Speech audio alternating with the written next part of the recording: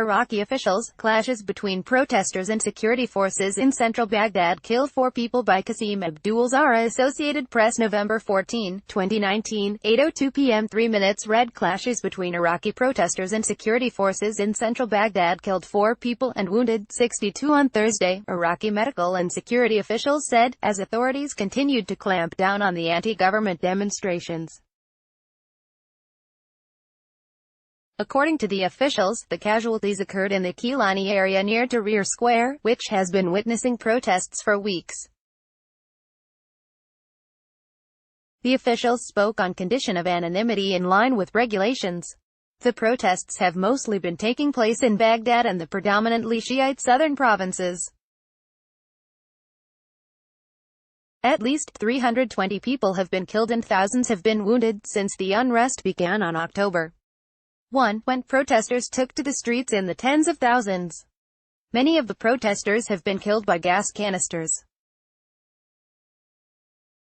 Amnesty International says security forces in Baghdad have fired military-grade tear gas grenades directly into the crowds, causing horrific wounds and occasionally lodging the projectiles in people's skulls. Defense Minister Naja al-Shamari said Thursday that autopsy reports found tear gas canisters responsible for protester deaths had not been purchased by the government, hinting that they came into the country through other parties. He said that the projectiles discovered in bodies of the protesters during the autopsies were not imported by the Iraqi government or any official Iraqi body. He did not elaborate further about where they had come from. Some protesters have said they suspect the canisters come from Iran, whose influence they partially blame for the violent down. The protesters are outraged by what they say is widespread corruption, lack of job opportunities and poor basic services, including electricity cuts, despite the country's vast oil wealth. They have so far rejected government proposals for economic and constitutional reforms and are calling on the entire political leadership to resign, including the Prime Minister Adel Abdul Mahdi. Iraqi authorities began clamping down on public demonstrations last week by pushing protesters back from 3 bridges spanning the Tigris River toward the fortified Green Zone, where the seat of government and a host of foreign embassies are located.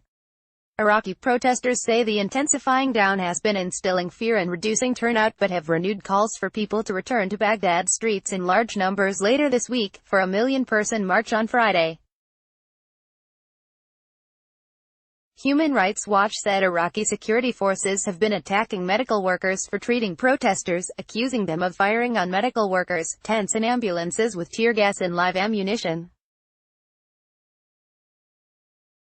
The attacks have left at least 1 medic dead, it said.